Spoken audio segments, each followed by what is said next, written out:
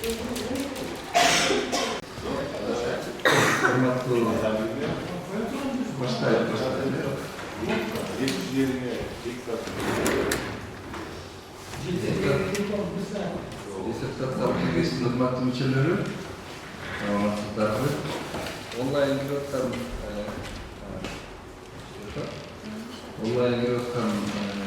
жекелер, саламатсыздарбы? Угуп атабы силерге? Угуп атабы?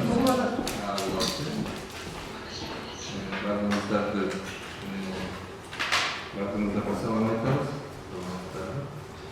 Анда күн тәртибиндеги маселе форумга 13 диссертациялык кеңештин 13 мүчөсүнөн 12 мүчөсү катышат форумга. Бул эле Алматыда аэропорт болуп атат. Эгер келсе кеп калат.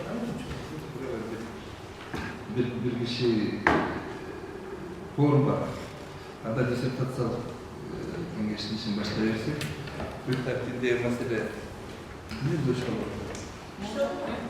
Жок, эже баспай алгансыз, ошо. Жок.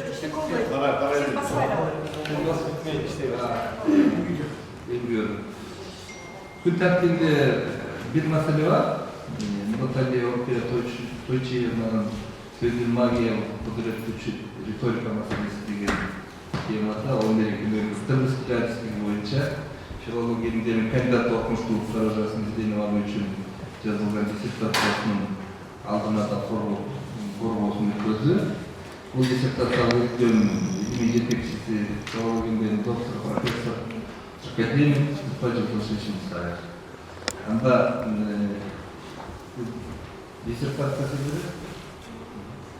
Анда диссертациянын мазмуну менен таныштыруу үчүн диссертация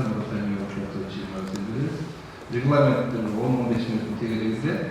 Урматтуу төрага, диссертациялык кеңештин урматтуу мүчөлөрү, саламатсыздарбы? Биздин диссертациялык ишибиздин темасы сөздүн магиялык кудурет күчү риторика маселеси деп аталат. Уруксат берсеңиздер, диссертациялык ишибиздин мазмуну менен кыскача тааныштырууга өтсөк.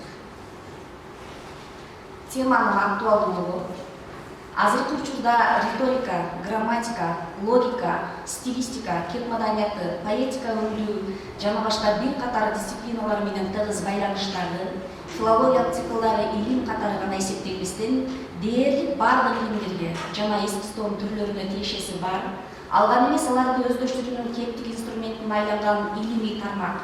Экинчи жагынан таасирлүү, максаттуу, натыйжалуу сүйлөө чеберчилиги же искусствосу катары аныкталып жүргөндүгү белгилүү.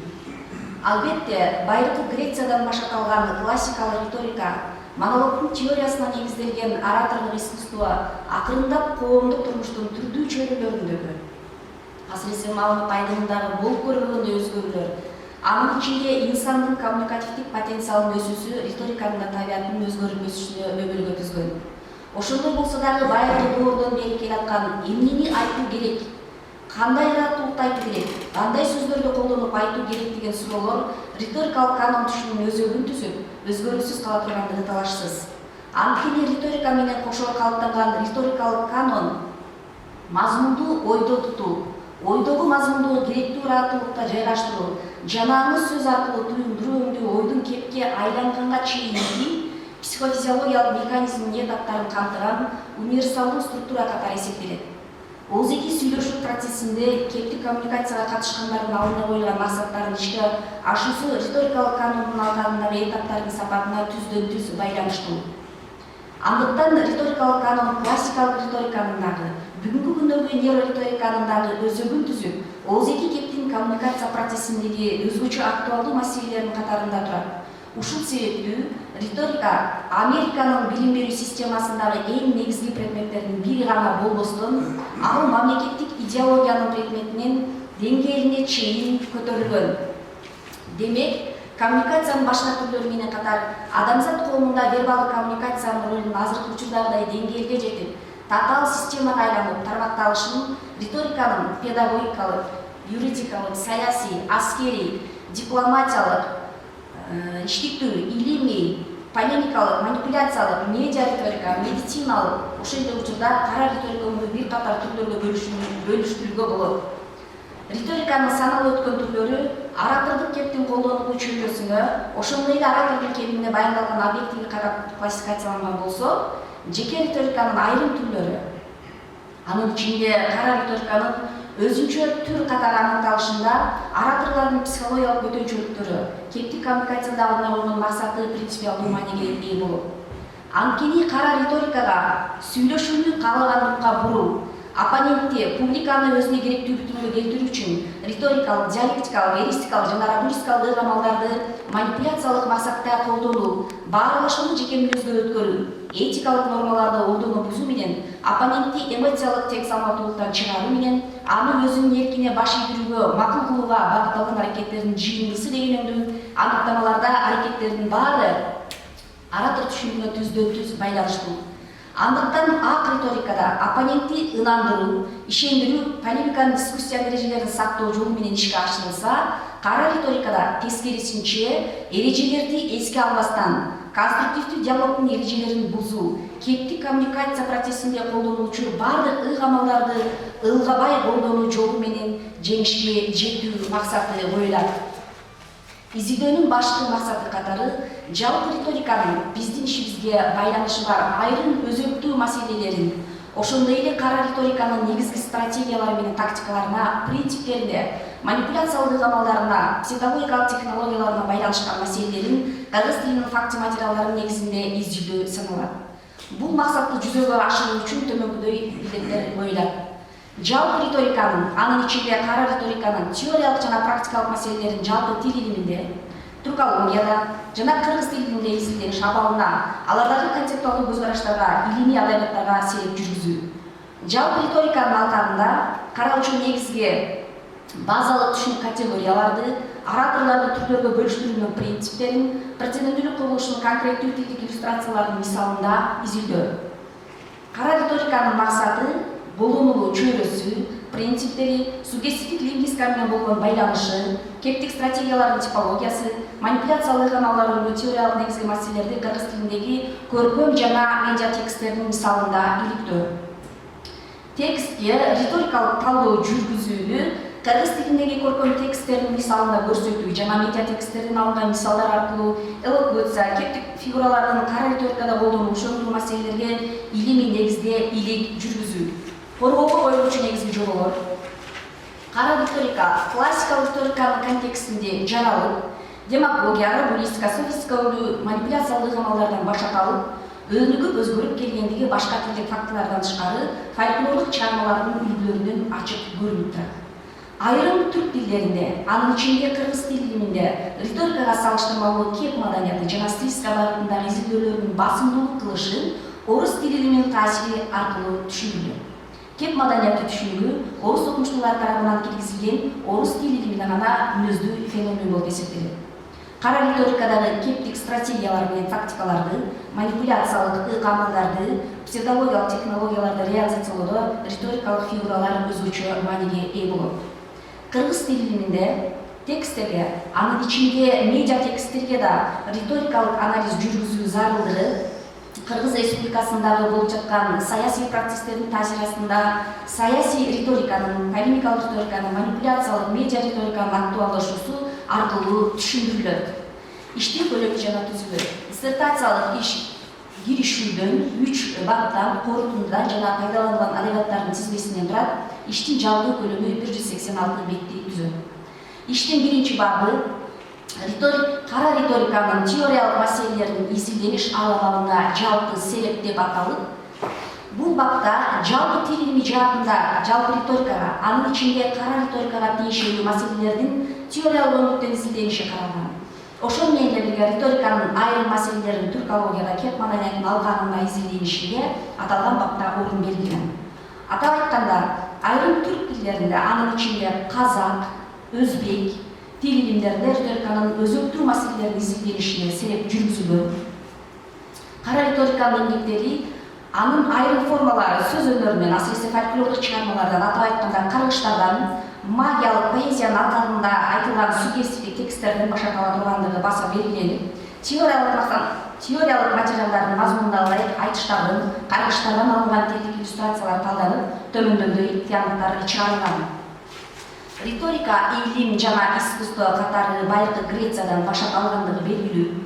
Ал эми риториканын маселелерин теориялык өнүктөн карап, илимий негизде рационалдуу түшүндүрүү аракети риториканын тарыхы боюнча жазылган айрым адабияттарда Эмподокл тарабынан жасалгандыгы айтылса, айрым адабияттарда риторика боюнча биринчи трактат Эмподоклдун шакирти, саясий оратор жактырчы Кратска таандык экендиги туурасында маалымат берилет. Андыктан риториканын тарыхын изилдеген басымдуу көпчүлүк окумуштуулар Кратска риториканы изилдеген биринчи теориялык окумуштуу катары эсептешет. 19-кылымда орус тил илими жаатында риториканы схоластикалык турмуштук негизи жок, кетти ашыкча шүкүртөөгө байланышкан керексиз илим катары чечилүүдө кабылдоо тенденциясы күч алган. Риториканы бир тараптуу сындап чыккан окумуштуулардын сап башында белгилүү орус тилчи окумуштуулукка тегине турган. Мындай жагдайдын таасирасында орус тил илиминде риториканын ордун кеп маданияты жана стилистика багытында изилдөөлөр жүргүзүлгөн. Советтик тил илиминдеги мындай тенденциянын таасири мурунку союздук республикаларда, анын ичинде Кыргызстанда да эгемдүүлүктүн алгачкы жылдарына чейин сакталган. Түркологияда кара риторикага байланышкан маселелер туурасында сөз кылганда, анын айрым формаларынын сөз өнөрүндө, асырсы фольклордук чыгармаларда, атап айтканда каргыштарда, магиялык поэзиянын алкагында, субъективдик тексттерде кезиге тургандыгын эске алуу шарт. Кара риториканын демагогия, психология технологиялар, вербалдык агрессия, манипуляция амалдар, популистика, софистика өнүү ыйгармалдары биздин фольклорлук чыгармаларыбызда, маселен акыйдек айтышуу, курдоо айтыш, каргыш өндүү жанрлардан тышкары эпикалык чыгармаларда дагы жашап келген.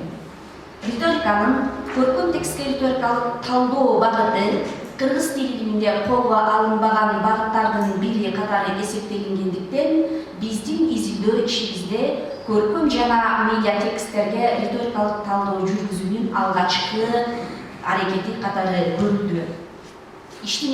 Иштин изилдөөнүн материалдары, методдору, принциптери жана базалык түшүнүктөрү деп аталган экинчи бабында изилдөөнүн объектиси, предмети, методдору, өнүктөрү аныкталып, теориялык, иллюстративдик материалдары жана булактары, жалпы жана жеке риторика, ораторлордук түрлөргө бөлүштүрүүнүн принциптери, риторикалык базанын түшүнүк категориялык көрсөтүлүп, төмөндөгүдөй тыянак натыйжалар алынды.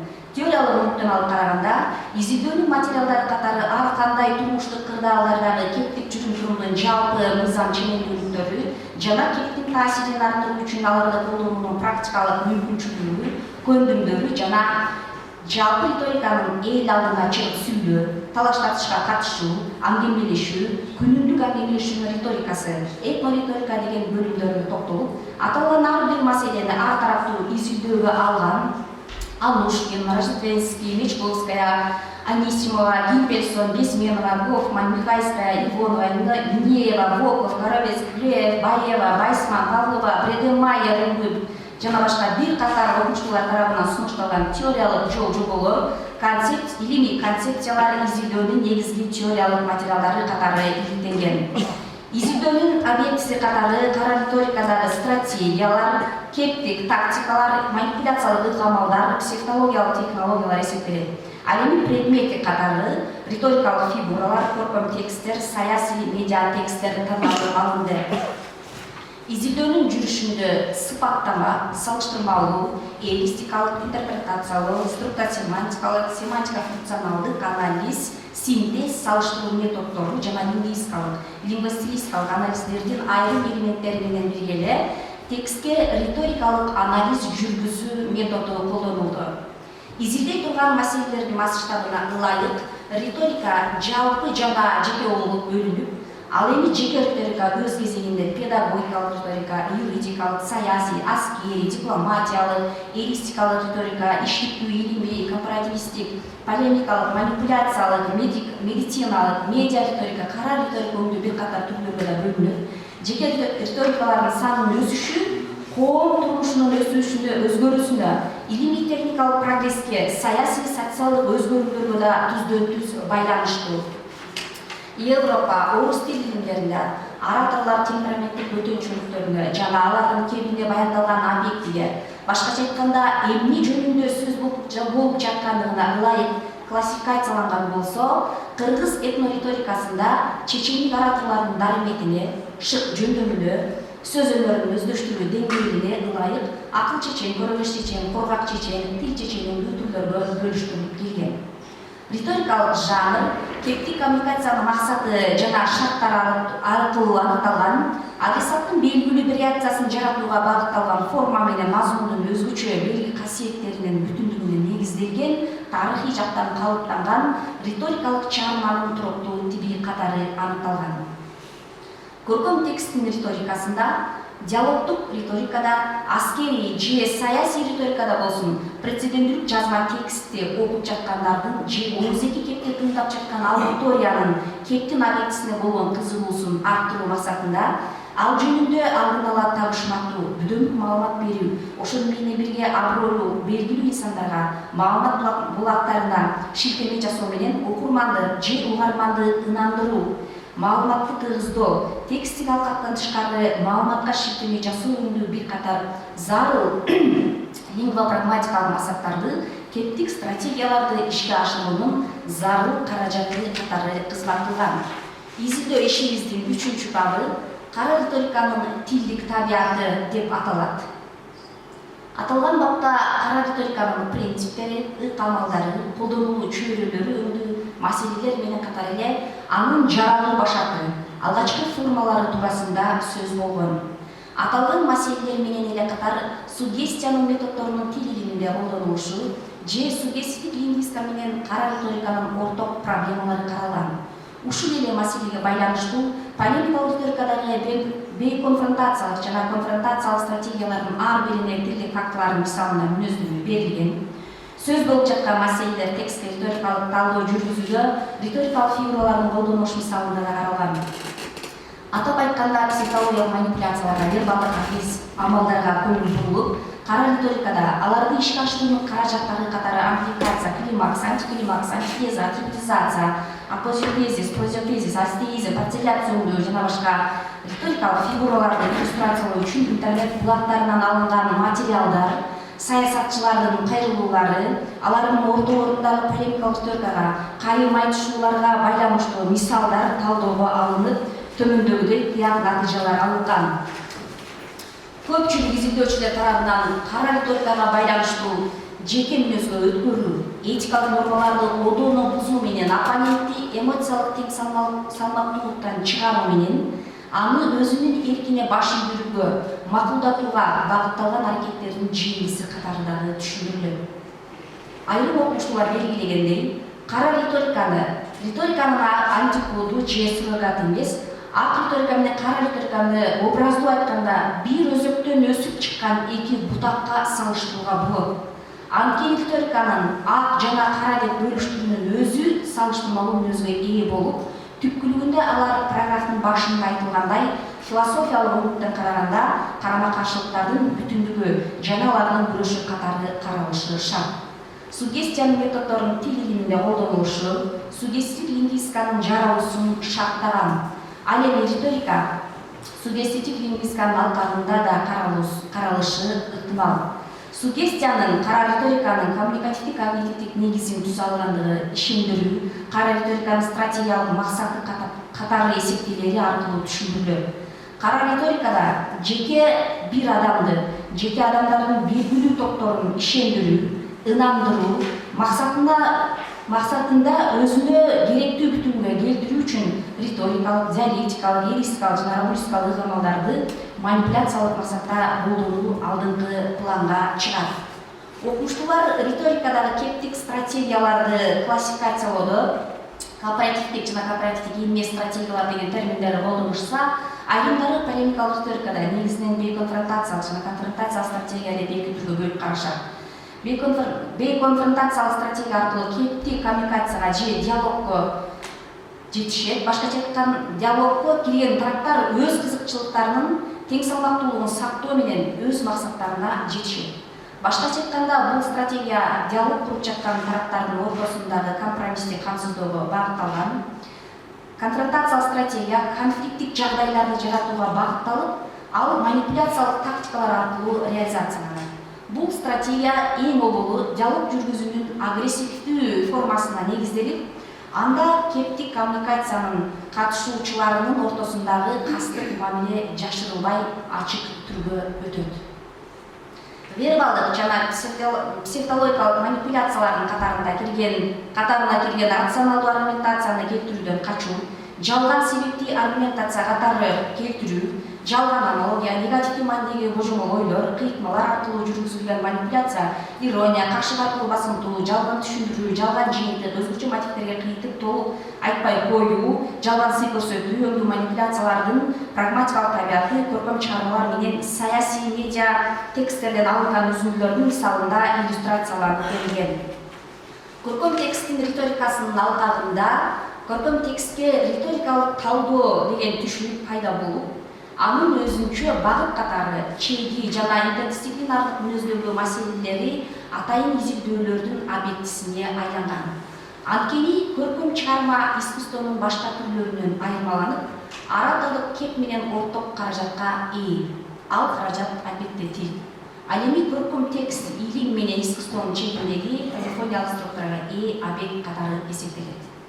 Текстте риторикалык талдоо жүргүзүү аркылуу тексттин риторикалык түзүлүшүнүн ар кандай аспектилерине мүнөздүү маселелерди атап айтканда, кеп аркылуу таасир этүүнүн түрдүү ыкмаларын, кептик стратегиялары менен тактикалардын реализацияланышын, кептик жүрүм-турумдун өзгөчөлүктөрүнүн текстте чагылдырылышынын, ошондой эле риторикалык фигуралардын жана стратегиялардын колдонулушун аныктоо менен алардын аткарган кызматына түз байкоо жүргүзүү мүмкүнчүлүгү түзүлөт.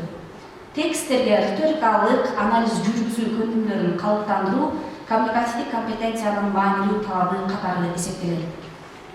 Изилдөө ишинин соңку параграфтарында манипуляцияларга, вербалдык амалдарга көңүл бурулуп, кара риторикада аларды ишке ашыруунун каражаты катары амплификация, климакс, антиклимакс, антитеза, абсурдизация, өңдүү жана башка риторикалык фигураларды иллюстрациялоо үчүн интернет булактарынан алынган материалдар, атап айтканда саясатчылардын кайрылууларына, алардын ортолорундагы кайым айтышууларга байланыштуу тилдик иллюстрациялар талдоого алынган. Көңүл бурганыңыздар үчүн рахмат. Баяндама бүттү да, я? Суроо берсеңиз болот. Диссертатка сурооңуздар болсо бериңиздер. Ким баштаса? Менин биринчи суроом, диссертацияда этнориторика жөнүндө жазылган. Этнориторика деген эмне? Жалпы риторика менен жалпы риторикадан кандай өзгөчөлүгү бар этнориторика? Айырмачылыгы, Анан экинчи ак жана кара риторика деп атабыз. Экөөнүн айырмачылыгы, ак жана кара риториканын айырмачылыгы ошо түшүнүктөр. Анан унчукпоо, молчание, унчукпоо. Ак риторикага киреби же кара риторикага киреби? Значит, сиз даярдап турганыңызды билип Ооба, бир аз даярдап. Жок элесизби, кандай кыласыз?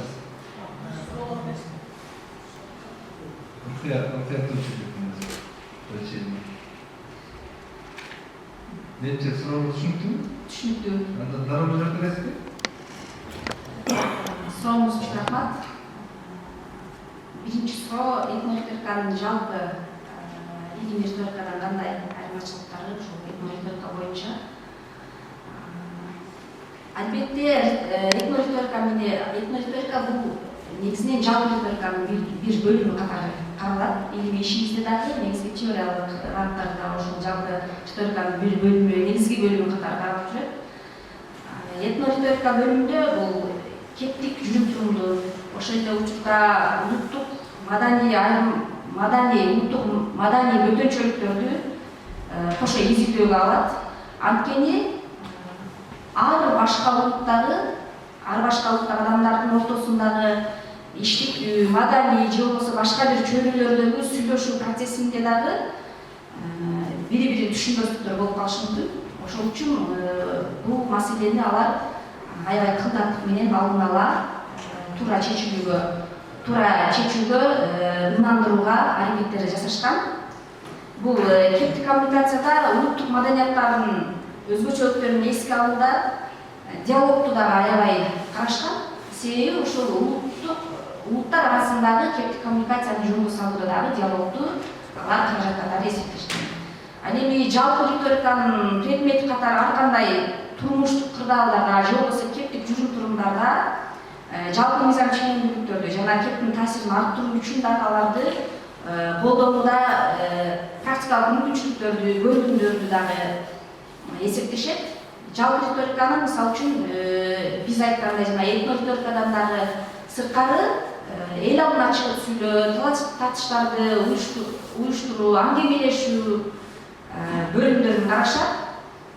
Бул учурда риторикалык канонду дагы биз айта кетсек болот.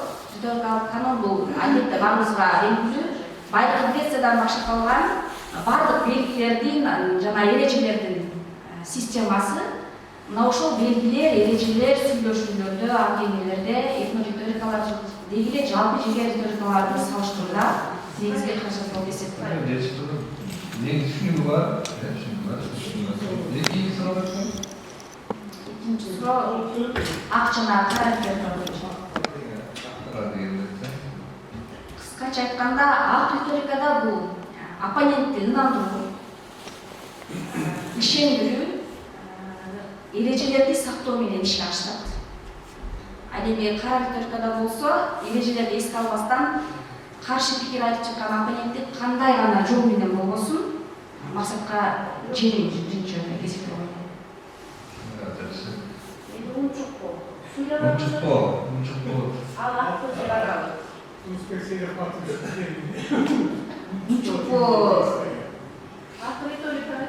Биз муну башында биз теорияга киргенибизде ак жана кара риториканы бир бутактан чыккан эки өзүбүз салыштырып айттык. Мен ушул өзүмдүн балымда унчуккоомда ошол эки бутакка салыштырып айтам. Кээде унчукпай калуу бул маданияттуу түрдө жеңишке жетүү. А ошол эле учурда унчукпай калуу бул өтө катуу бир кишиге бизге таасир эткөн жагдайлар аркылуу да түшүндүрсөк болот. Диссертацияда кырдаалга жаша унчуккон майнымаңызды жалпы жашадым. Када келет, карага келет. Кептик коммуникацияда кырдаалдык өзгөчөлүк биринчи кезекте кажат болуп эсептелет. Бул суроо битти. Дагы кимде бар суроо? Сизге. Бuyurun. Mikrofon. Ахват Култаева. Орта Точилина. Менде экстра бар. Биринчиси манипуляциялардын ичинен жалган сый көрсөтүү да, псевдовложение. Жалган макул болуу, манипуляциялардын амалдардын маанилик максатта колдонулуп жаткандыгын кантип аныктайбыз? Балким бир тараптан экинчи бир тарапка чындап эле макул болуп же чындап эле сый көрсөтүп жаткандыгында болсочу. Экинчи суроо, кара риториканын бүгүнкү биздин коомдун жашоосунда кайсы тармактарында активдүү колдонулуп жаткандыгы байкалат?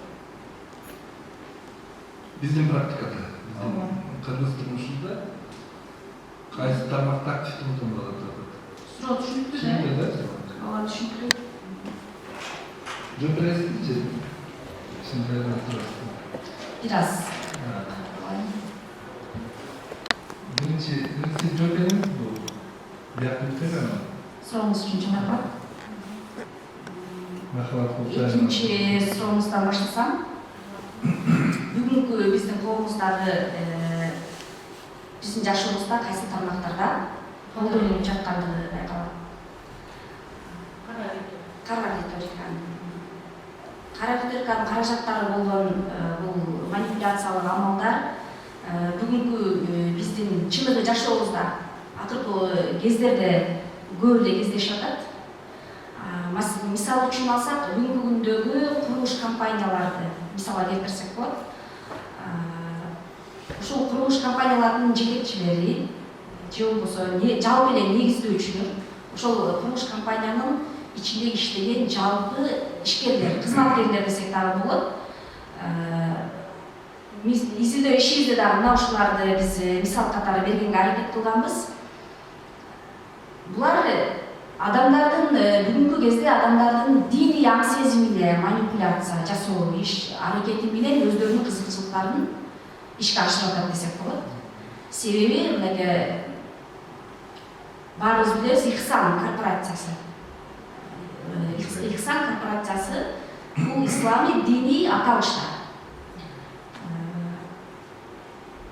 Алар мисалы жөнөкөй калк эле эмес, мамлекеттик кызматта иштеген, түшүнгөн эле кишилер деле үй алуу максатында муктаждыктан ошол Ихсан корпорациясы деп ал жерде диний манипуляция жасап рекламалар жасаганлыгы үчүн барчу.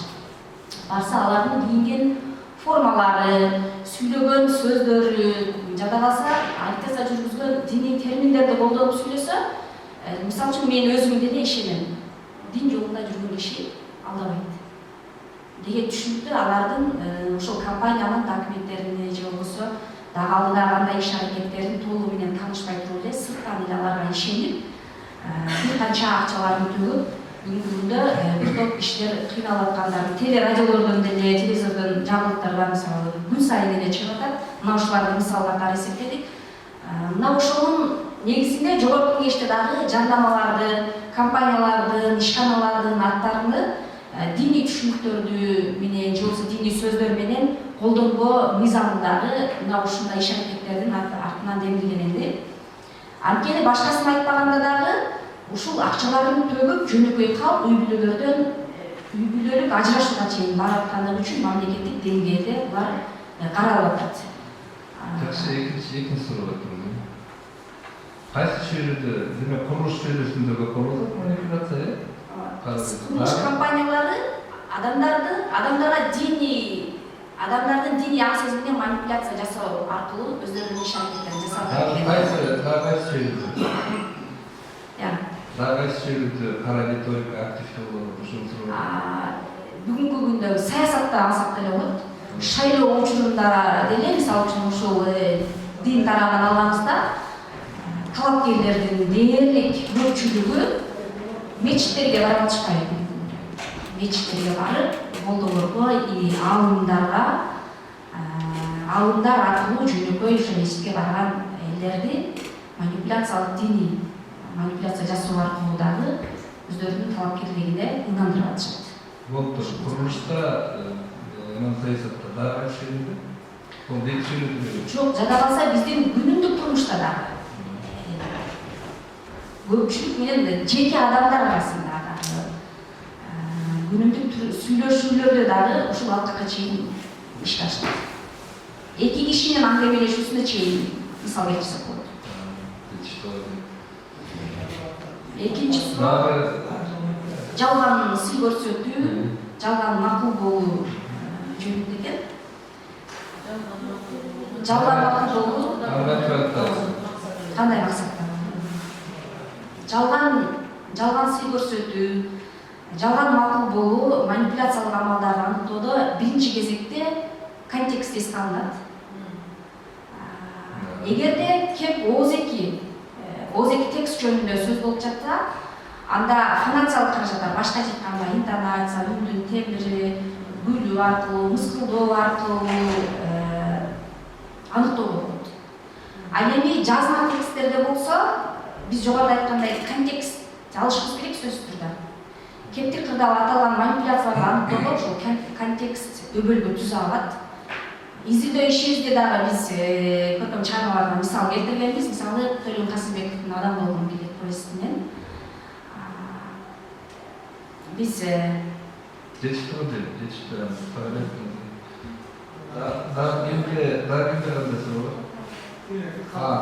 Абдыкалык Токтогулович, суроо болсо беребиз.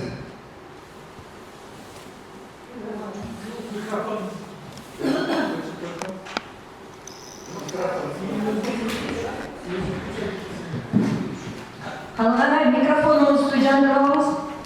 Угулбайды.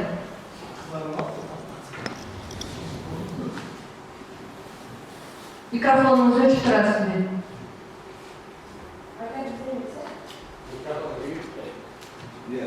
İşledi.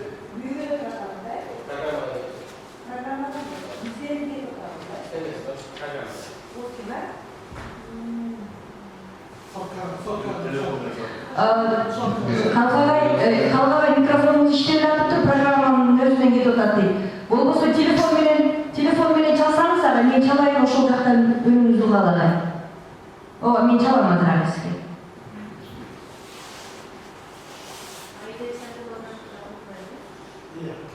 Андайым десең өзүмө беребиз.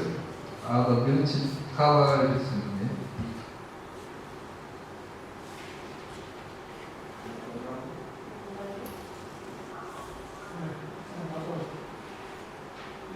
Ооба, сүйлөй бериңиз ага, сүйлөй бериңиз. Саламатсызбы.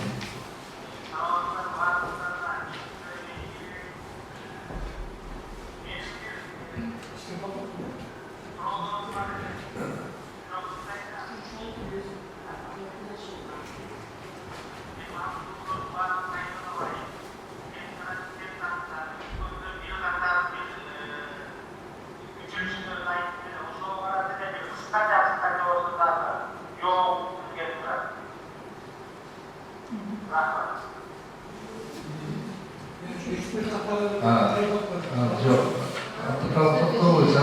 Экспертке жооп берүү, андан кийин болот. Процедура боюнча суроо жооп. Андан кийин ага сизге сөз беребиз, андан кийин сиздин келишимдер суроо бериңиз.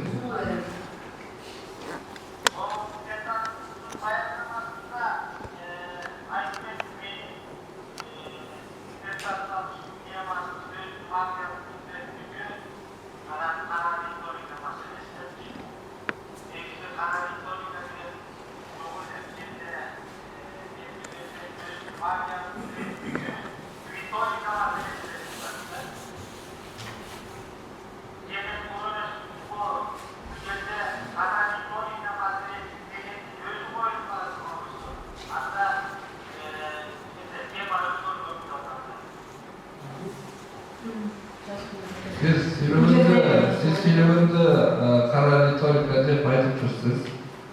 Temam sözdün magiyalık kudret gücü kara retorika meselesi de aytıp tursiz. Kara деген сөздү кошуп атасыз. Тема өзгөргөн болуп атат, сизде сурап атат. Диссертация. Рукия Турчинова сизде сурап атат. Кара деген сөздү айтып атасыз.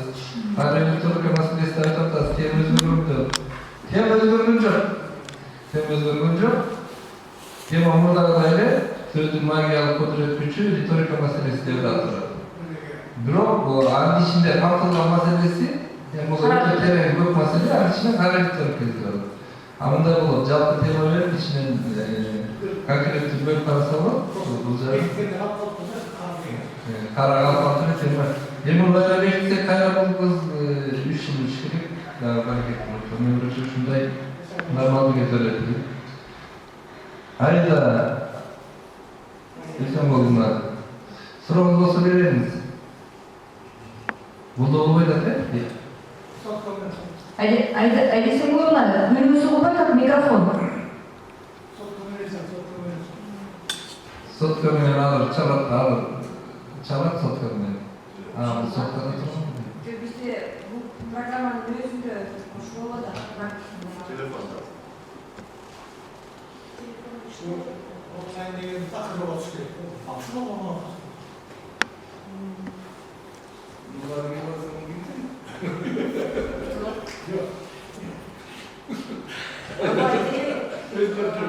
Ооба, сиз сүйлөйбүз телефон менен.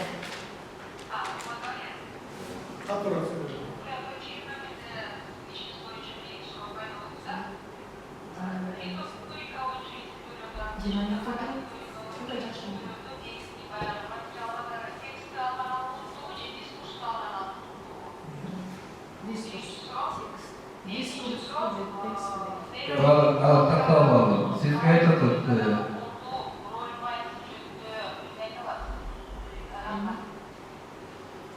Жоқ, экинчи суроо түшүнүп калдым. Биринчи суроону айттыңыз. Риториканы изилдөөдө, кара риториканы текстти мисал алыш керекпи же дискурстагы оңго деп атат. Ушуну айтып атат.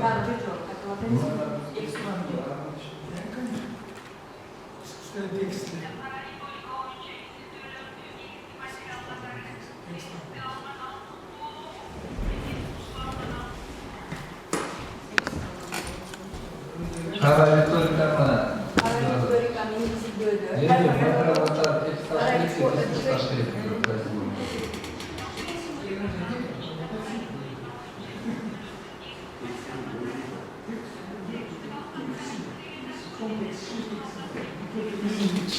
эми түшүнүктүү болуп экинчиңизди айтсаңыз.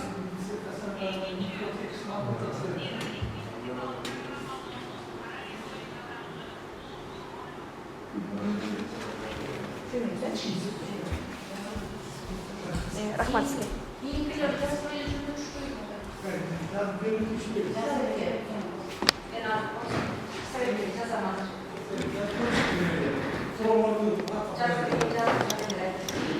Онлайнга чыккандарда бир өтүнүч болуп атат. Силердин микрофондор угулбай атат буяка. Эгер сурооңуздар болсо WhatsAppка жазып койсоңуздар, бул жерден Сомай Муратбектин окуп коет. Кимдин суроосу болсо WhatsAppка жазыңыздар. Менин суроо берип атат да. Менин сурооңду WhatsAppка жазып кой. Жанагы диссертациялык кеңештин. Анан бул жерден айтабыз да, анан диссертация жок. Азыр диссертация жанагы айтат.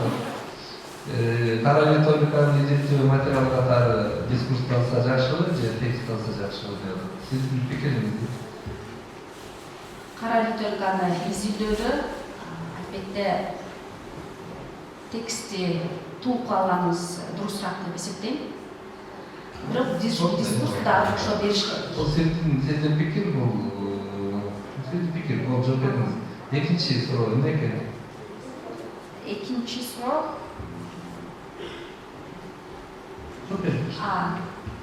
азыркы нейрориторика менен жана классикалык риторика моделдерин айтып атат дейишке. Нейролингвистика менен классикалык лингвистиканы? Нейрориторика жаңы азыркы риторикалардын түрлөрүн биз бөлүп атпайбызбы, ушулар жөнүндө берип атат ушул. Жаңы риторика.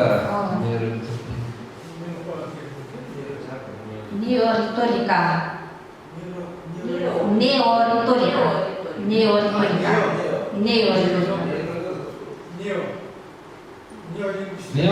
жаңы риторика. Ошо жөнүндө айтып бериңиз болду. Бул албетте биздин изилдөө ишибиздин башынан аягына чейин ушул проблемага биз кайрылганбыз. Анын ичинде ошол кара риторикага байланыштуу бардык конструкцияларды мисалга келтирсек болот. Неориторика катары. Жаңы. Эми бизде парламент мурда башкача болгон. Демократия алыкындай эмес болчу. Алар риторика, неориторика келет. Ошондой риторика. Дагы кимде кандай суроо бар?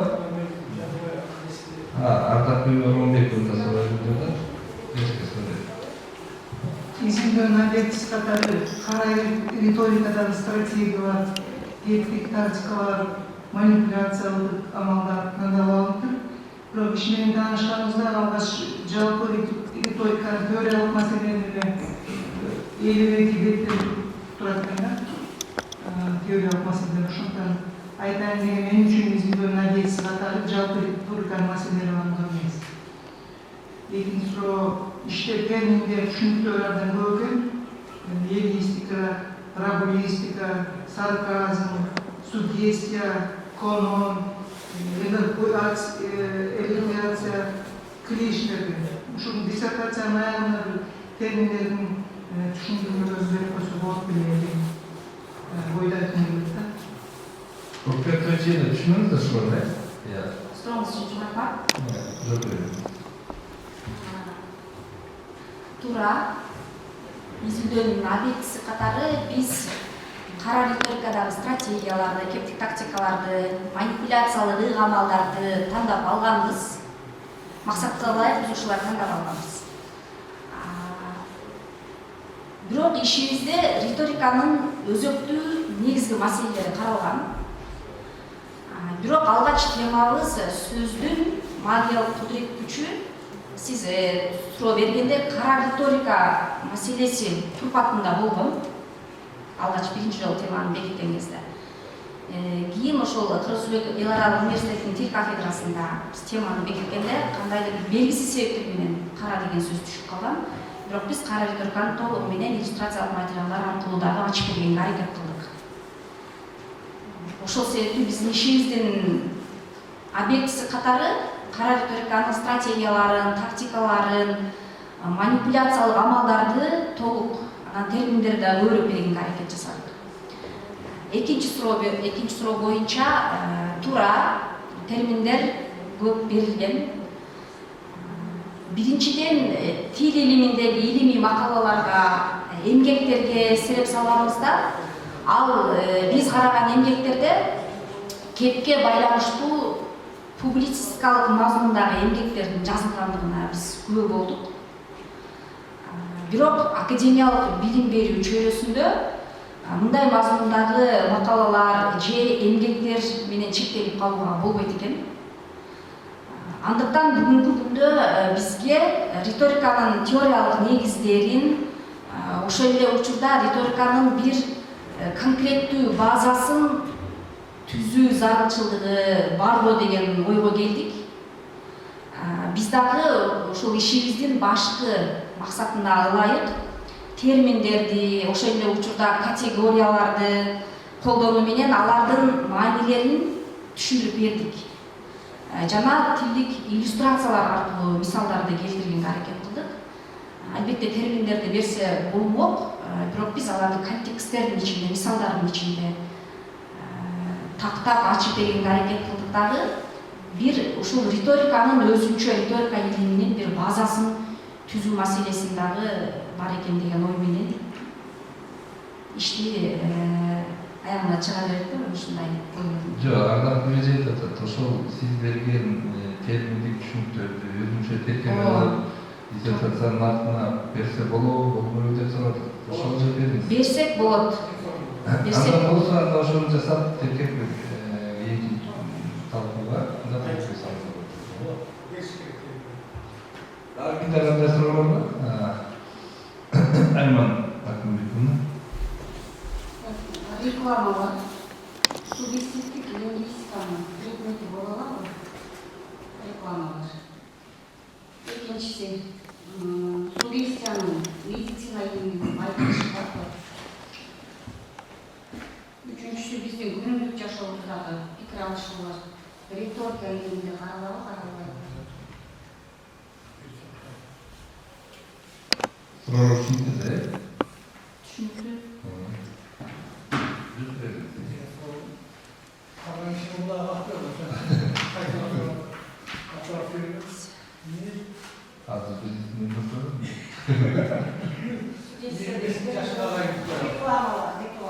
Реклама. Суггестиянын лингвистикалык предмети боло алабы? Реклама. Суггестия. Суггестия. Жок бериңиз. Боло алат. Суггестия албетте буга жооп берүүдө биз анықтап алышыбыз керек. Бул ынандыруу, ишендирүү негизинен. Суггестия өзүнчө түшүнүк катары колдонулат негизи. Мындан сырткары суггестияны эки түргө дагы бөлүп карап атабыз. Аутосуггестия жана гетеросуггестия деген эки түргө бөлөбүз. Мында жеке адам менен жеке адамдын аркылуу ишке ашат. Экинчисинде болсо көпчүлүк, коомчулук менен ишке ашууда караса болот. Бул экинчи суроодо медицинада кандай тиешеси бар, медицинада каралабы? Сөздүн кудурети менен адамдын психикасына таасир этип, өзүнө ишендирүүгө багытталган тексттерди суггестивдик лингвистика деп дейбиз.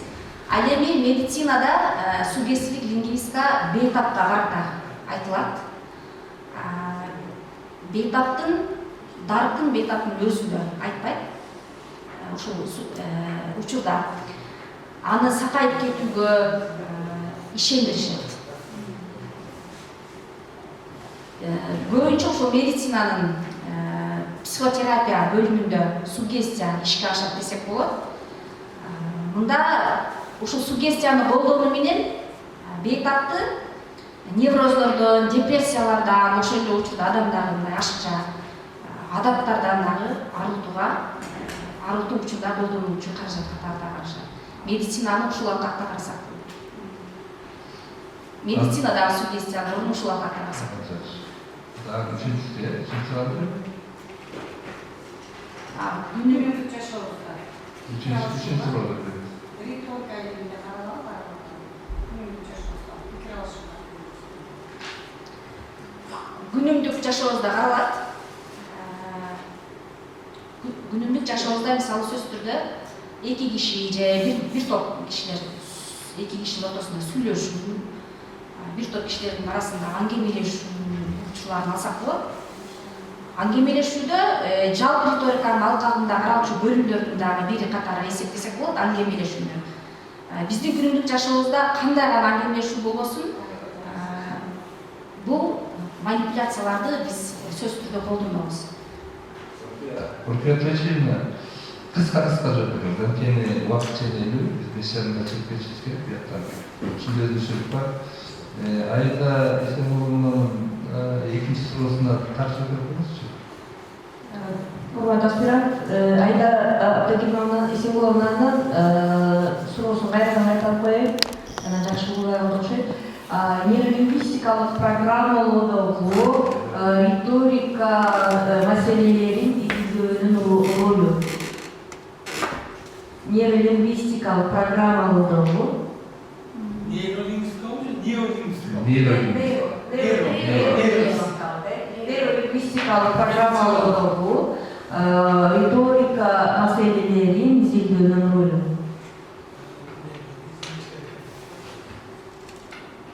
Нейролингвистиканы караштырат.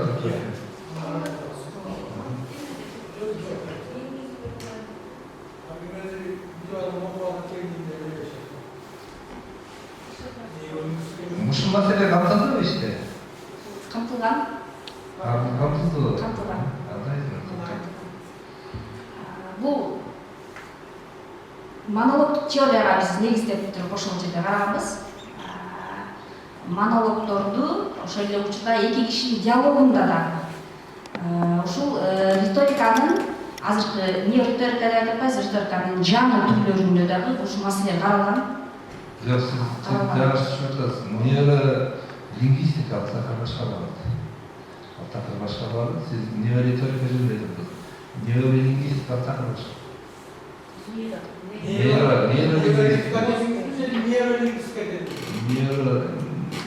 Нейролингвистикалык маселелерде каралган жок? Жок, биздин ишибизде жок, мен риторика менен биздин ишибизде жок каралган эмес.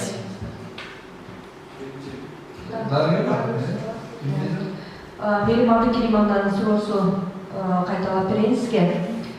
Жумушубузда риториканын кайсы теориялык концепцияларына жана моделдерине таянасыз? Биринчи суроо. Экинчи суроо, риторикадагы классикалык жана заманбап ыкмаларды кандай салыштырасыз?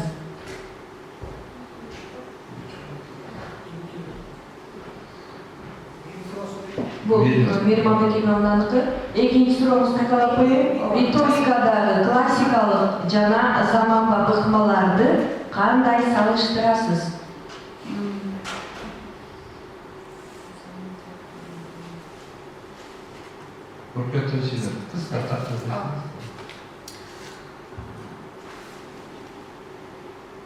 Риторикадагы классикалык жана заманбап ыкмалдарды кандай салыштырасыз деп, мында риториканын классикалык алкагында психологиялык технологиялар, вербалдык агрессиялар, демагогия, манипуляциялык амалдар, софистикалуу амалдар менен салыштырып ретинде биз бергенбиз иште. Жумушубузда риториканын кайсы теориялык моделдерин концепцияларына таянабыз дейт. Албетте бул риториканын теориялык жана практикалык маселелерин жалпы тилинде, туркологияда жана кыргыз тилинде изилдөө. Кыргыз тили илиминин изилденишине биз таянабыз. Да, суроо бар. Суроо бүттү. Менде бир суроо бар. Риториканын базалык түшүнүк категориялары катары кайсыны эсептейсиз? Риториканын базалык түшүнүк категориялары катары кайсы категорияларды эсептейсиз? Кайсы категорияларды? Бул сиздин ишиңиз да. Бул ушул кара риторикадагы ыкмалдардын баарын эсептейбиз. мисалы манипуляциялык амалдар, популистика, эристика, ушул кыргыздардын ишке ашырууга каражаттардын эсептесек болот. Менде да bir soru var Ruhiyet Ölçüm'de. Biz bayrak elimiz. Kırgızlarda ritorika düşünük olur mu? Ne olsa Kırgızlarda burada ritorika da olur. Adı bunun ayrılmak da. Айырмаланат. Алгач риторика бул чечендик өмүр албетте кызык. Байыркы Грециядан башка калып, Совет мезгилде жоюлганга чейин, 90-жылдарга чейин, 90-жылдардан кийин деп бөлүп карасак болот. Баарыбызга белгилүү алгач өнөр катары белгилүү болгон коомдук жашоонун өнүгүү, өсүүгө байланыштуу илим катары дагы биз карап келатабыз азыр. Суроо жетиштүү го деп кандай дейсиздер? Суроо жетиштүү, анда суроо жок болсо кийинки кандай сизге сөз берет илимий жетекчиге сөз берели. Онлайн режимде отырған біздің совет мүшелері сұрашалы аманшылық болсын ең негізгісі. Көптен бері совет жанынан іштеп отыр, бірінші талқысы да сондықтан оның артықшылығы игілікті болсын. Қорғау деген өзінің маңызы шында. Барлық сұрау берішіміз керек, іс жазған кішіге соған жауап беріш керек. Сондықтан бұл ықмада мыналардың ішіміз бола келсін. Темаға байланысты мындай айтайын. Қырғыз тілінде жақын қазақтарда да жоқ бұл мәселе sizlerге. Өзбектердің жүрген риторика мәселесі лингвистикалық аспектте бірінші жол ізденіп отыр.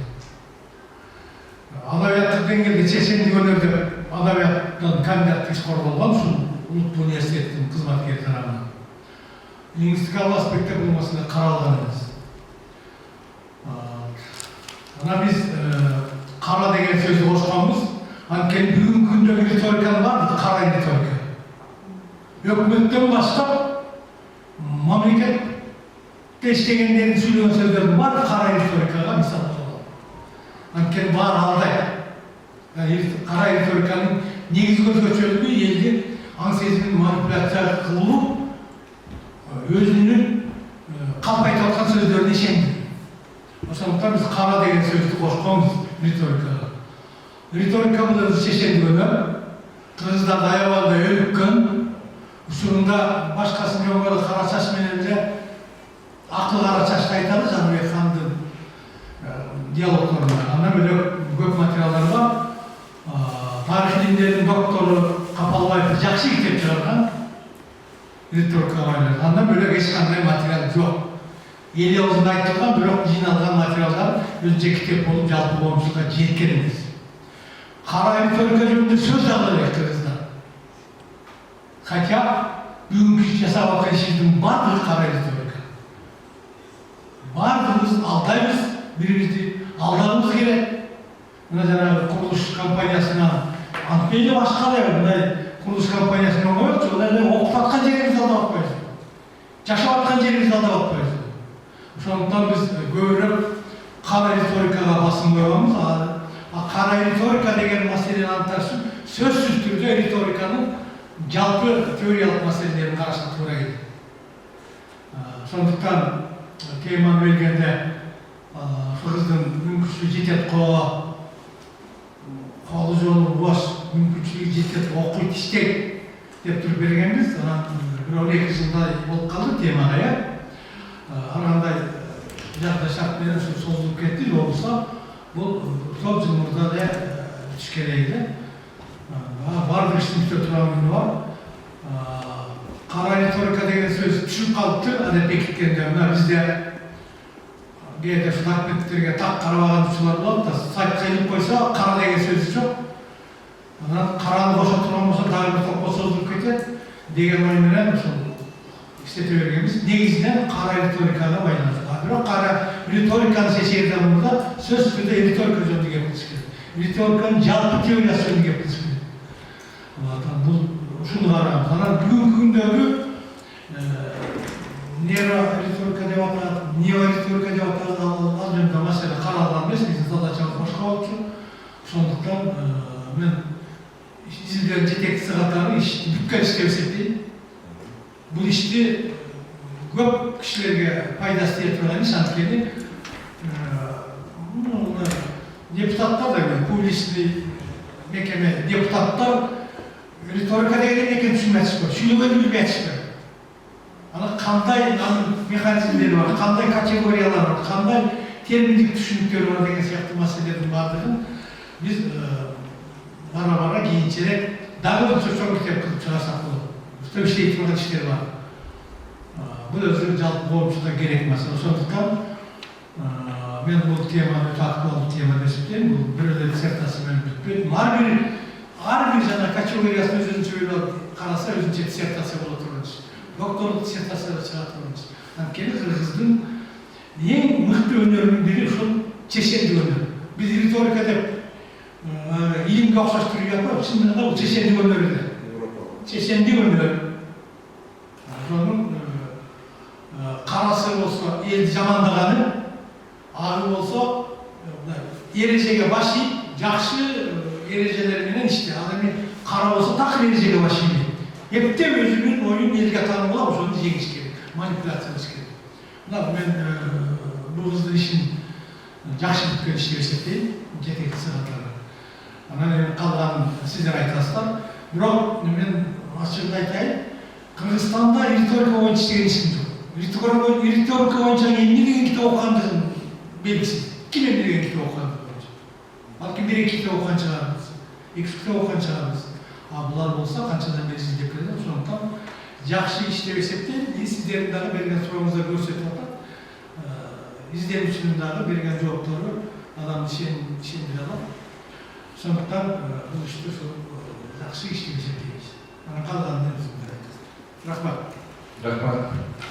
Анда оппоненттердин пикирин алалы, эксперттердин пикирин алалы. Абдыкалык Токтогулович эксперт пикир катары берген, эксперт пикириңизди алдык. Абдыкалык Токтогулович пикириңизди алдык. Анда негизги эле көрүntü жерин айтат, адамдар бар.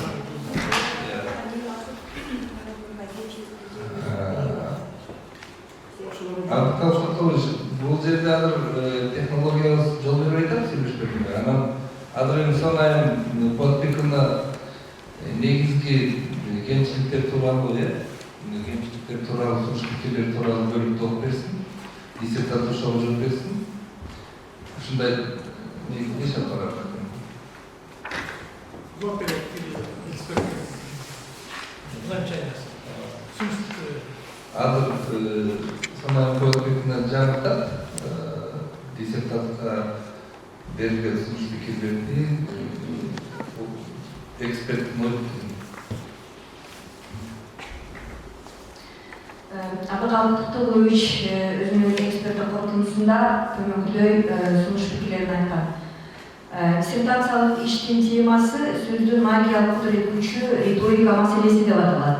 Негизинен иштин жалпы мазмунунда риторика маселеси тууралуу кеңири сөз болгондугу анык. Ошондой болсо да иштин максат милдеттеринде кара риториканын негизги стратегиялары менен тактикаларына, принциптерине, манипуляциялык ыкмалдарына, психологикалык технологияларына байланышкан маселелерин кыргыз тилинин факт материалдарын негизинде изилдөө деп баса белгилеген. Биринчи бапта риториканын теориялык маселелерин изилдениши, экинчи бапта изилдөө материалдары, методдору каралган. Үчүнчү бап кара риториканын тилдик табияты деп аталып коюлган маселенин негизги өзөгүн түзүп турат. Ушундан улам диссертациялык иштин темасы сөздүн магиялык кудурет күчү кара риторика маселеси деп аталса дурус болмок. Экинчи, теманын актуалдуулугу так жана конкреттүү белгилениши шарт. Ал үчүн сабак сөз кылуунун кажети жок. Маселен 4-чү бетте албетте байыркы Грецияда машакталган классикалык риторика, монологдун теориясына негизделген оратордук искусство, акырындан коомдук турмуштун түрдүү чөйрөлөрүндөгү асиресе маалымат айнымындагы болуп көрбөгөндө өзгөрүүлөр, анын Чиңгизстандын коммуникативдик потенциалынын өсүүсү риториканын да табиятынын өзгөрүп өсүшүнө бөлгө түзгөн. Ошондой болсо дагы байыркы доордон бери келаткан эмнени айтуу керек, кандай ыраттуулукта айтуу керек, кандай сөздөрдү колдонуп айтуу керек деген суроолор риторикалык канон түшүнүгүнүн өзөгү түзүп өзгөрүүсүз кала турганын талайсыз. Анткени риторика менен кошо калыптанган риторикалык канон мазмунду ойдо тутуу, ойдогу мазмунду керектүү рампиосуна жайгаштыруу жана аны сөз аркылуу түшүндүрүү өндү ойдун кепке айланганга чейинки психофизиологиялык механизм менен этаптары камтыган универсалдуу структура катары эсептелет. Өзеки сүйлөшүү процессинде кептик коммуникацияга катышкандардын алдына коюлган максаттардын ишке ашуусу риторикалык канондун алкагындагы этаптардын сапатына түздө-түз байланыштуу деген сыяктуу ойлор түшүндүрүү баяндоо мүнөзүндө берилген. Мындай ойлор теманы негиздөө эмес, баяндоо функциясын аткарып калган 5-6 бет. Коюлган жоболор туура. Диссертациялык иште кара риторикага байланыштуу элдик өзеки чыгармалардан, акындардын айтыштарынан, өзеки сүйлөшүү кебинен, саясат айдынынан алынган факты материалдардын негизинде көптөгөн мисалдар келтирилип, аларга карата диссертанттын жүйөлүү пикирлери билдирилет. Ушуга карата атайын өзүнчө жобо иштеп чыгуу зарылдыгы барбы? Иштин жалпы мазмунунда көптөгөн терминдер риторикага байланыштуу толук колдонулат. Диссертант буларга так түшүндүрмөлөр бере алган. Бул жагы мыкты деп алууга болот. Арине алардын айрымдарын факты материалдардын негизинде далилдей кетсе, иштин сапаттуулугу мындан да жогоруламак деген ойдобуз. Диссертациялык иш кыргыз тилинин маселесине арналган жана кыргыз тилинде жазылган соң, анда каталарга жооп берилиши керек. Иште техникалык жактан келтирилген каталар көп учурайт. Бир сыйга текшерип чыгуу керек деген сунуштарды айтат. Рахмат.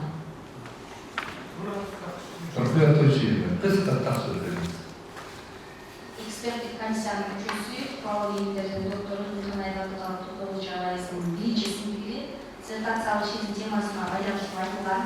Анда айтылгандай ишинде ишке коюлган башкы максатлар жалпы риториканын теориялык жана практикалык маселелеринин контекстинде кара риториканын психологиялык технологиялар, манипуляциялык амалдар өзөктүү маселелери каралган. Андыктан аталган токтогул иштин темасына байланыштуу айтылган сын пикирин биз толугу менен кабыл алабыз. Анткени илимий жетекчим филологиялык доктор профессор академик Сыртбай Жолдошев Жарай менен темабызды тактаганда сөздүн магиялык үйрөтүүчү кара риторика маселеси турпагында болгон алгач. Бирок Кыргызстан эл аралык университеттин тил кафедрасында бекиткен кезде кара деген сөз жана айтылды бир техникалык себептер менен, белгисиз бир себептер менен кирбей калган.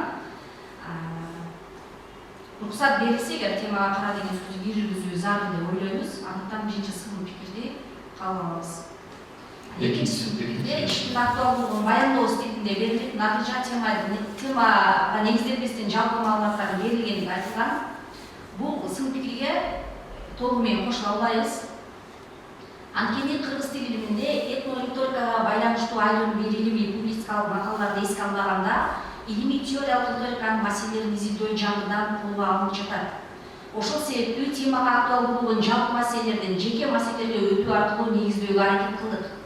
Башкача айтканда, жалпы риториканын өзөктүү маселелерине токтолбой туруп, кара риториканын проблемалары жөнүндө сөз кылууга мүмкүн эмес болчу. Себеби жалпы риторикада эле кара риторикадагы байыркы замандан баштап ал эми кыргыз этно-риторикасындагы каргыштар, кордоо айтыштар, латиндик айтыш өнүк фольклордук чакан жанрлар кара риториканын классикалык үлгүлөрү катары эсептелет. Бир сөз менен айтканда, жалпы риториканын маселелерине учкай токтолбой туруп, кара риториканын маселелерине түз өтүп кетүү бир аз кыйынга калды. Үчүнчү сын пикир боюнча фольклорлук чыгармаларда медиа тексттерден алынган материалдар боюнча дагы бир жобо иштеп чыгуу зарылдыгы белгиленген. Сын пикирде көрсөтүлгөндөй, аталган тексттер, үзүндүлөр теориялык маселелердин иллюстрациялоо катары гана берилген. Андыктан алардагы мазмундагы теориялык материалдарга ылайык тандалып алынды. Ошол себептүү жоболор дагы теориялык өзөктүү материалдарга ылайык чыгарылган. Тилдик иллюстрацияларга карата жобо иштеп чыгуу зарылчылыгы бул жерде жок деп эсептейбиз. Төртүнчү сын пикирде иште риторикага байланыштуу терминдер, категориялык түшүнүктөргө мисалдарды келтирүү зарылдыгы белгиленген. Изилдөө ишибизде ар бир түшүнүккө тиешелүү мисалдарды көркөм чыгармалардан, айрым медиа тексттерден үзүндүлөр алынды. Эгерде айрым терминдерге мисал келтирилбей калса, айтылган сын пикирди эске алабыз.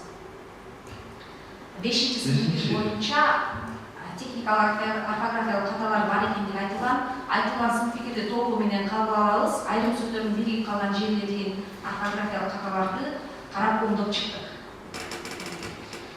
Кийинки эксперт, Сағынбаева Нұрғалиеваның эксперттік пікірге түшті. Сонай Мұртбекова сіз да мындағы негізгі ұсыныш пікірлерді беріңіз. Профессор Сағынбаева Бурул өзінің эксперт қорытындысында төменгі ұсыныштарды айтады.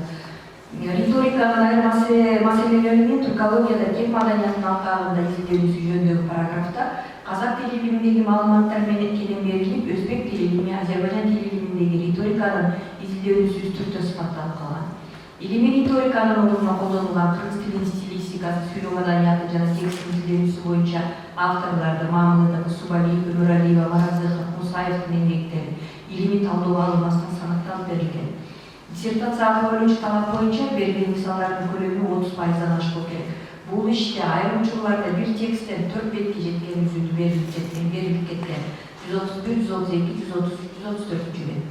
Экинчи бапта изилдөөнүн методдору бир бет менен чектелген. Кандай гана илимий изилдөө болбосун, жогору эрежелерди чыгарууга багытталган илимий изилдөөнүн негизги принциптерин аныктаган методдорго таянат. Бул эмгекте методдорго таянуу аркылуу теманын ачык көрсөтүлүүсү өксүп болуп калган. Диссертациянын 3 бабында кара риториканы тилдик табиятында саясий дискурс менен көркөм чыгарма дискурсу аралашып кеткен факт материал катары булардын бирөөсүн эле алганда кара риториканын стратегия жана тактикалары так аныкталмак. Экинчи баптан чыгарылган жыйынтык өтө кыска болуп калган.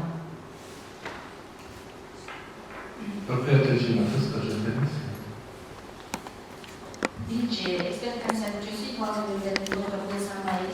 сын пикирине жооп. Биринчи сын пикирде ишибиздин экинчи параграфында риториканын кеп маданиятынын маселелеринин казак тилинде изилдениши кенен берилип, өзбек жана азербайжан тилиндеги аталган маселенин изилдениши учкай берилгени айтылган сын пикирди кабыл алабыз. Ал эми казак тилинде риториканын кеп маданиятынын маселелеринин кенен сыпатталып берилишине байланыштуу бир катар жагдайларды белгилеп кетсек болот. Диссертациялык ишке байланыштуу материалдарды чогултуп баштаганда алгач Казакстандын Алматы шаарындагы Улуттук илимдер академиясынын китепканасына мен өзүм бир нече жолу ирет барып, ал жерде ушул кара риторикага байланыштуу бир топ эмгектер барып экен деп мен 3-4 ирет өзүм барып, ал жерден керек болсо бир 3 жылга чейин ошол академиянын чоң китепканасында паспорт сыяктуу регистрация кылып, паспорт сыяктуу берет экен ошол китепканага кирүү үчүн четтен ошону алып дагы 4 жолу бардым. Мына ошол дагы бул негизги себеп болсо керек деп ойлойм. Керек болсо ал жерде ошол риторикага байланышкан 2-3 иштерди нускамалап ала келгенмин. Алар кандидаттык иш, бир докторлук иш болчу. Буларда дагы баштан аягына чейин карап, ошол ишке биз пайдаланган учурлар болду. Ошол үчүн казак тилин эле биз кеңири карадык. Бул жактан алганда сөз болуп жаткан башкача кыргыз тилиндеги, казак тилиндеги илимий эмгектер дагы бир топ окшош. Мындан тышкары этикалык чыгармаларда аталган чакан жанрлар орун алгандыгын кошумчалоого болот. Маселен, казак элинде дагы, кыргыз элинде дагы каргышка абдан этият мамиле жасашкан. Башкача айтканда, каргыштар 60ка 10 мааниге оодарылган. Бүгүнкү күндө деле булар активдүү колдонулуп жүрөт. Маселен, айтыла калчу албарсты баскыр, тукум оңгурлор, желкен кыйынгыр, чечек кемир өңдүү айтымдарды каргыш катары карашат. Каргышты байкабай туруп айтуучу жагдайларда аларды алкоо маанисине өткөрүп, тукумун өскөрүү, кудайалдар, жолун болгор, бай болгор өңдүү өмүттө колдонуп келишет. Бизде дагы казактарда дагы ушул себептерден улам казак тилинде риториканын теориялык жана практикалык маселелерин кенен токтолууга туура келди. Экинчи сын пикирде кыргыз тилиндеги стилистикага байланышкан эмгектерди талоого албастан санатталып гана берилиши туурасында айтылган. Биздин жеке пикирибизде изилдөө ишибизге кыйыр тиешеси бар эмгектер кенен талоого алынбагандыгын моюнга алабыз. Бирок алардагы ишке түздөн түз тиешеси бар көз караштар талоого алынгандыгын дагы кошо белгилемекчибиз. Маселен, көркөм чыгарма риторикасы менен каралганда профессор Бешимов Субалиевдин, Турсбек Сейдахматовичтин, академик Сырпай Жолдошевичтин мындай даректүү эмгектери биздин ишибизге байланыштуу, алардын ичинен биз өзгө керектүү болгон маселелерди талоого алып киргиздик. Үчүнчү сын пикирде талоого алынган материалдардын көркөмдүүлүгү боюнча сын айтылган. Негизинен ишибизде манипуляциялык амалдарды, вербалдык агрессияларды, технологияларды талдап, алардын маңызын ачып берүү үчүн чакан тексттер аздык кылды. Анткени бир сүйлөм аркылуу берилген манипуляциялык амалдын мазмунун ачып берүүгө туура келбейт экен. Ошол үчүн биз контекстти же болбосо мына ушул ишибиздеги баатырдык тексти боюнча айтып атат эжеке. Ошол баатырдык текстти биз тексттин тургусунан сүйлөмдөрдү бөлүп алсак, анда биздин максатыбыз ишке ашпай калат экен. Ошол үчүн контекстти толугу менен берүүгө туура келди. Ишибизде мисалдар негизинен жарым бет көлөмүндө эле берилген. Башка иштерде эжеке бул беттерден бери белгилептир, мына ушундай жол берем бар. Ушул себептен тексттин тургусундагы синонимдердин бүтүндөй катарын антоним түгөйлөрдү таап, талдоо жүргүзүү зарылчылыгы келип чыкты. Тексттин толук келтирилгендигин башкы себеп катары рамификация риторикалык фигурасындагы эсептөөгө болот. Ал эми 4-сын пикирге болсо, иштеги риторикага байланыштуу терминдер, категориялык түшүнүктөргө мисалдарды келтирүү зарылдыгы белгиленген. Изилдөө ишибизде ар бир түшүнүккө тиешелүү мисалдарды көркөм чыгармалардан, айрым медиа тексттерден үзүндүлөр толугу менен алып берилди. Эгерде айрым терминдерге мисалдар келтирилбей калса, айтылган сын пикирди эске алып ишке карап чыгабыз. 5-сын пикирде параграфиялык каталарга жол берилгендей, аларды дагы оңдоп карап чыгабыз. Алар эскертүүчү жакта Бурканай Абдыкалык топтогу иштары эксперттик пикир катары бул ишти бүткөн иш катары коргоого сунуш кылган. Экинчи Сагынбаева Сагынбаевна дагы бул ишти бүткөн иш катары коргоого сунуш кылып атат. Бул азыр биз угуп аткан ошол эксперттик пикирдеги сын пикирлер тууралуу диссертациянын жообу. Эми үчүнчү эксперт Жумагул Зайнура бул дагы бул диссертациялык ишти толук бүткөн иш катары коргоого сунуш кылган, жараттуу иш катары сунуш берип атат. Бирок мында дагы бир сын пикирлер бар экен. Ошол сын пикирди Сонайым Болотбектин алып берет азыр. Анан диссертацияга жооп берет. Üçüncü ekspert Жумагул Зайнура түнүкүдөй сунуштар айтат. Диссертациялык иштин ичинде атайын бөлүп көрсөтүү зарылчылыгы болгон жерлерде аларды ызы жок өзгөчө белгилеп көрсөтүүнүн кандай жана канчалык кажети бар. Мисалы 71-92 беттердеги жоон кара менен белгилеп көрсөтүү же 83-85 беттерди бүтүндөй жана 3-5 бөлүмдүү жантайым кыш кизме белгилөө. Диссертациялык иштин ичиндеги берилген бир топ шилтемелер пайдаланылган адабияттар тизмесине кирген эмес. Мисалы кириши бөлүмдөгү Лучко, биринчи бөлүмдөгү Шатинова, экинчи бөлүмдөгү Ричковская, Гиппельсон, кийинки бөлүмдөрдө Гофман, Главинская, Бушев жана башкалар дагы бир топ авторлор талап кылайык аларды кайра толуктап карап чыгуу сунушталат. Текст ичинде шилтемелерди бирдей формада берүү алгылыктуу болсо болмок, ошондуктан Кыргыз Республикасынын президенттик араштыруу акты диссертацияны жана авторефератты даярдоо боюнча нускамасын алайын кайрадан карап чыгуу талап кылынат. Айрым шилтемелерде автордун фамилиясы жана инициалдары, реңди чыккан жылы бети дагы айрым шилтемелерде автордун фамилиясы белгилеп берилген. Айрым жерде Чарчы Каша менен эмес, Кадимий Кашаров берилген. Мисалы 66 беттеги Кашанский, Толмачев 1815. Диссертациянын жана авторефераттын текстинде бир нече орфографиялык каталар кездешет, аларды дагы талап калайык. Техникалык жүрүштүктөр да бар. Талап калайык, аларды оңдоо зарыл.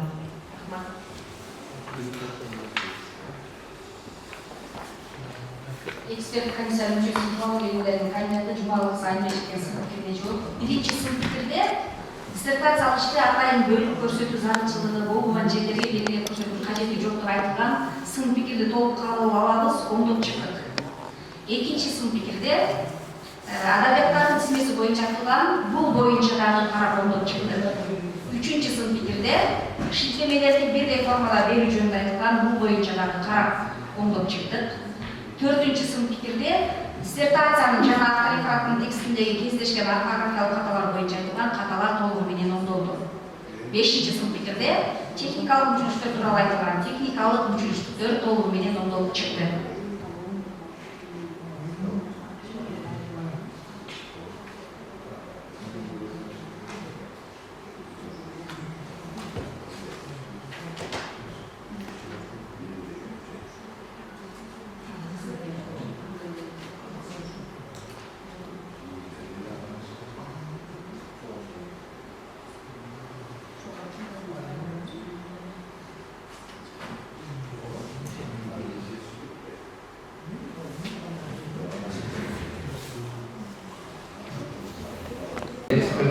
Disertatsiya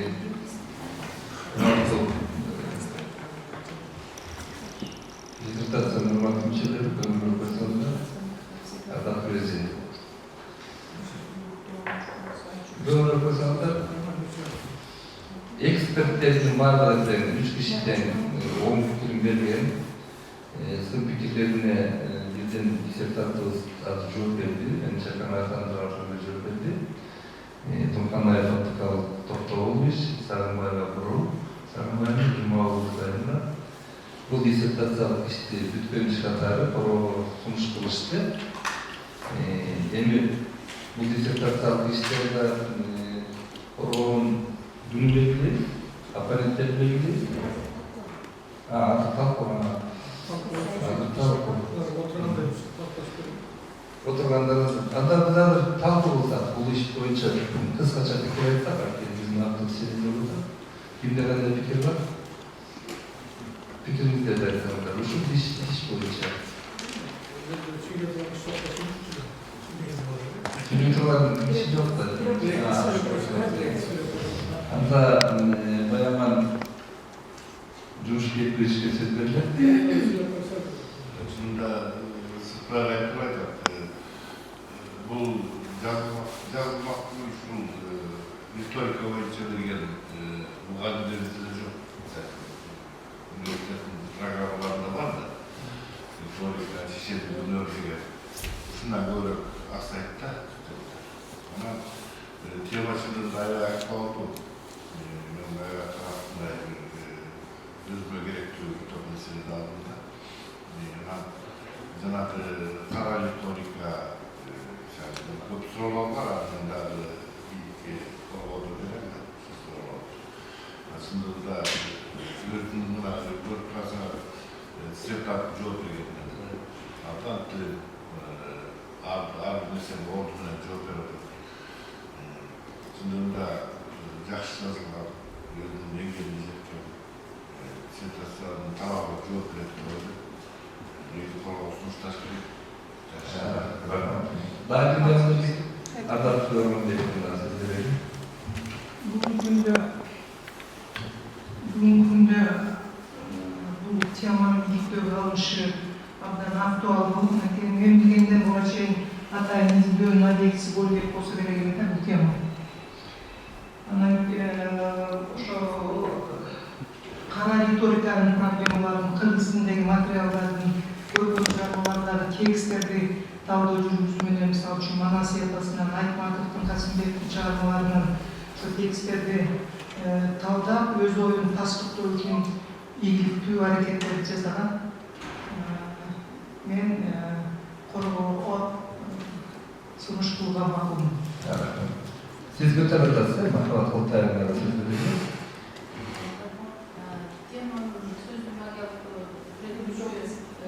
Kim? Mikrofon.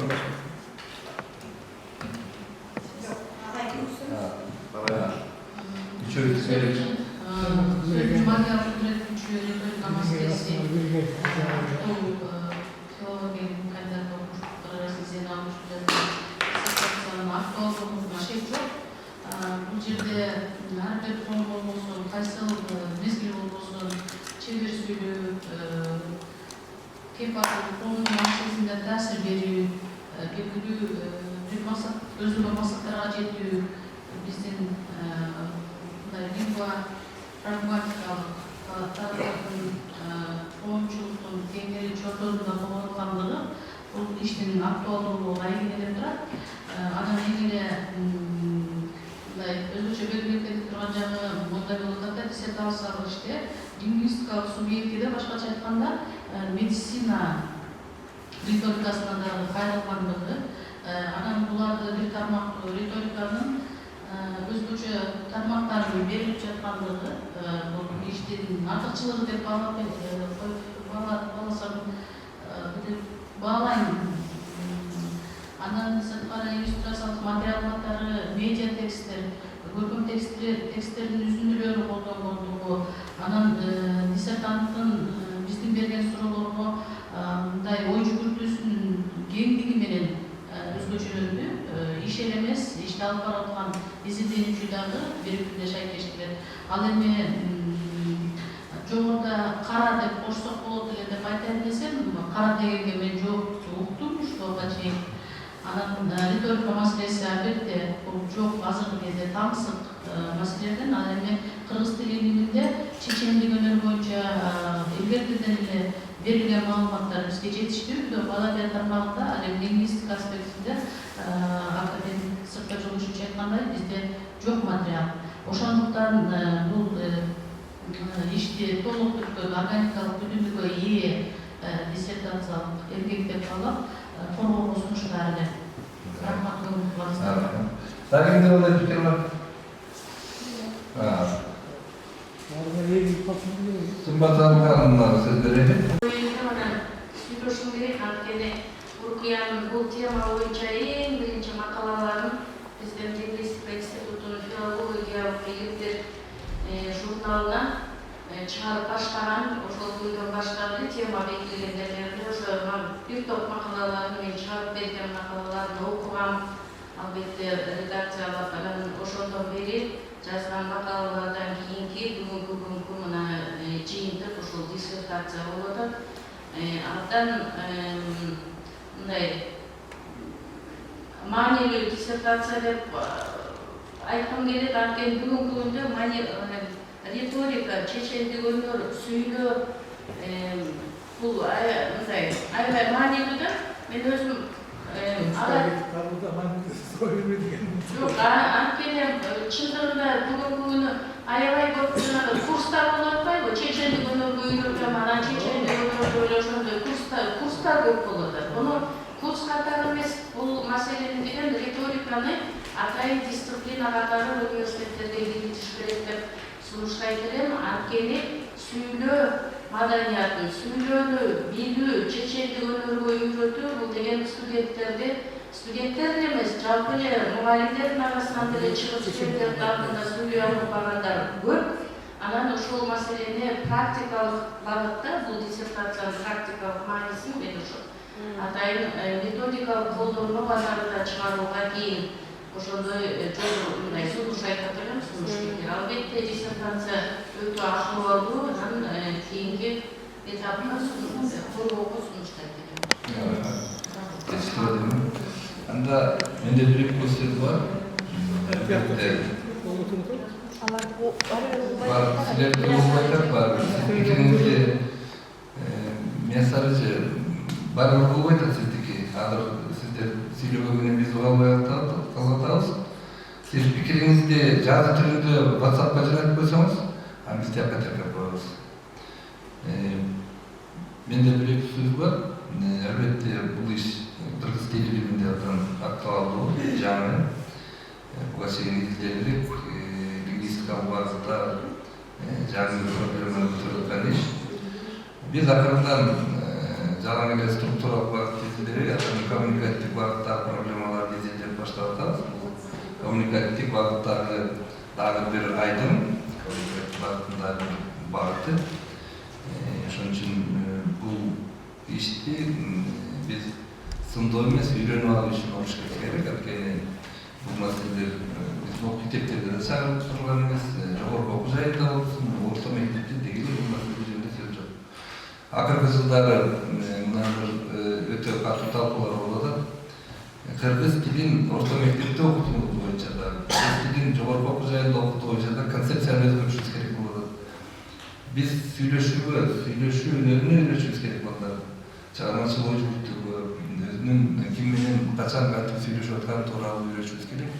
Мына ушул ишти кыргыз тилин жаңы концепцияда окутуу ишинде бул иш негизги иштердин бири катары болуп атат. Анткени сүйлөшүү технологиясы жөнүндө болуп атат. Мында риторика бул маалыматты туюндуруу технологиясы жөнүндө келет. Демек, бизде балдарыбыз өзүнүн оюн ыраттуу, логикалуу, маданияттуу туюндура албайт.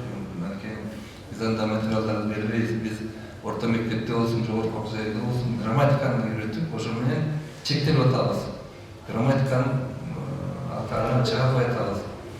Мына ушул Кудай буйрса жакынкы болуш керек. Анткени биз азыр бул боюнча база түзүлүп атат. Ошол базага бул диссертациялык иш ошондой жакшы стратегиялык маанидеги ишти аткарууда илимий теориялык база болуп бере алат. Бул иштин артыкчылыгы баары ошондо.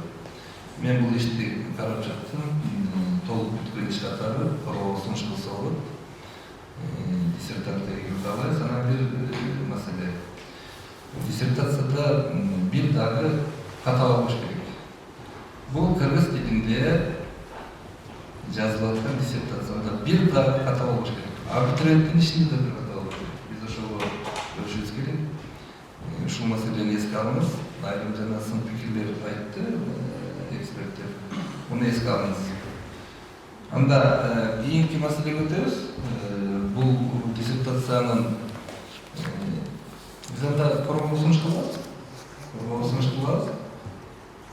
Кол көтөрүүгө салайын анда. Эгерде Мураталия Орбиятовичевнун сөзүн мага алып кудурет күчү риторика маселеси деген кандидаттык диссертацияны форумга сунуш кылууга макул болсо, ким макул? Каршы жок, пикирсиз жок. Анда бул диссертациялык иш мындан кийин кете алып форумга сунуш кылынды. Демек форумга сунуш кылгандан кийин расмий комитет жана жетектеши мекемени бүгүн сүйлөшөбүз. Сиз отуруңуз. Микрофонду ачып коюңуз. Биринчи оппоненттер биринчи оппонент катары Жумтанаев Абдыкалык Токтогул иштебизса, экинчи оппонент катары Максутова Айзат деген филология илимдеринин кандидаты бар. Ошол эксперттер сунуштарды бул эки адистен ушул темага байланыштуу диссертациялык изилдөөлөр жүргүзүшкөн. Ошондон менимче булар толук негиз бар. Кандай дейсиздер? Андан кийин жетектөөчү мекеме катары Бишкек гуманитардык университетинде Бишкек мамлекеттик университетинде Кыргыз жана түрк тилдеринин теориясы кафедрасы сунуш кылынат. Буга кандай дейсиздер?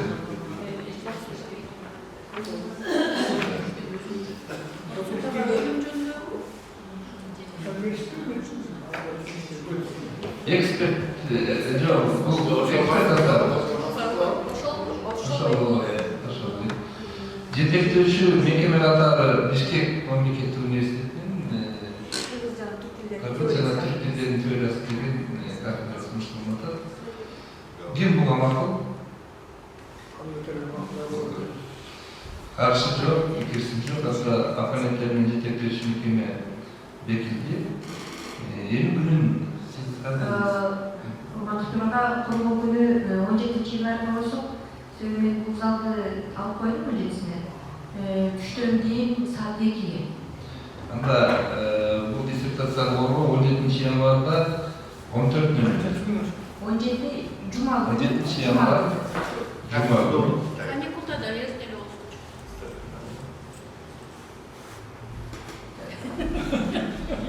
Мейлі саат 17-17 январ.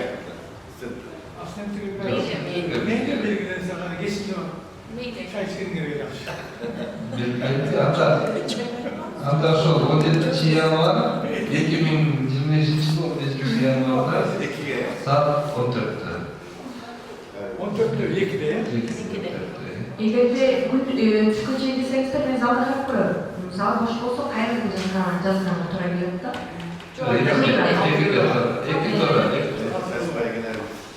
Кимдер андай суроо бар, кимдер андай маселе бар.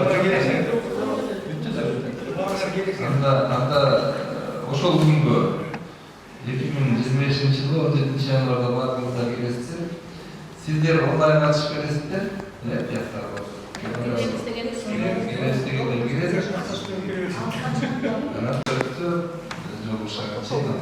Menде bir sıra var da bunda. Uyuşturucu. Bizim jigit. Aytishli. Azыр жаңағы жақшылық қояды, программаны оңдолып ошол şey. Аны айта алмаймын. Аны ким айтат? Вакталы. Вакта.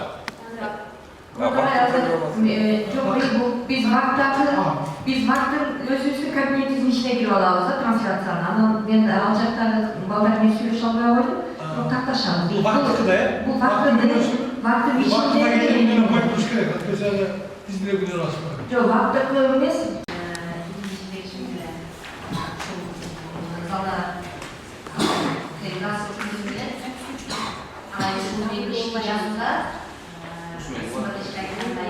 Makala жазудан чыккан кийин ар бир жолукка сайын убактысын даярдап мен ушул ишти жазууга агайым чоң түрткү берди.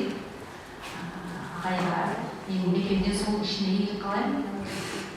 Урматтуу төрага, урматтуу сертациялык комиссиянын мүчөлөрү баардыгыбызга ишибизге ийгилик каалайм. Мага айтылган сын пикирлерди толугу менен түшүнүү менен кабыл алам.